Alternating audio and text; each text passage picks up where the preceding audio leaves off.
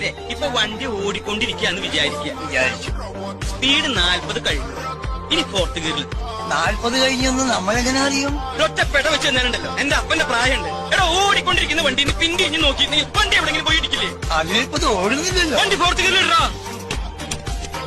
അത് മാഷ് ദേഷ്യപ്പെട്ടപ്പോ അറിയാതെ ഇത് ഓടുന്ന വണ്ടിയായിരുന്നെങ്കിൽ. ഓടുന്ന വണ്ടിയിൽ ശരിയാവാത്തോണ്ടല്ലേ തന്നെ ഈ പെട്ടിലേക്ക് പിന്നെയും കെട്ടിയെടുത്തത്. ഇനി വണ്ടി എടുത്തോ.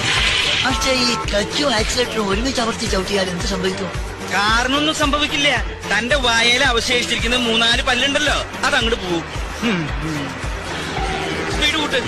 സ്പീഡ് കൂട്ടാൻ ആക്സിലേറ്റർ എന്നുള്ള സാധനല്ലേ അതും ചവിട്ടോ. എന്താ ഇയാൾ കാണിക്കണേ? ഇങ്ങോട്ട് സ്പീഡ് കൂട്ട്. താൻ എന്റെ റോഡിൽ ഭരതനാട്യം കളിക്കുക. വണ്ടി പോകുന്നുണ്ട് മാഷേ. ക്ലച്ച് അമർത്തി ഗീർ മാറ്റും. എന്തിനാണോ എന്നെ കഷ്ടപ്പെടുത്തണേ? ഗീർ മാറ്റുമ്പോ ക്ലച്ച് ഒന്ന് അമർത്തടോ. അതിന് ക്ലച്ച് എവിടെ? ക്ലച്ച് വേണ തനിക്കിപ്പോ വേണ ക്ലച്ച്. എടോ എടുത്തോട്ട് തിരിക്കാൻ. ഇയാളെ എവിടേക്കാ കൊണ്ടുപോകണേ?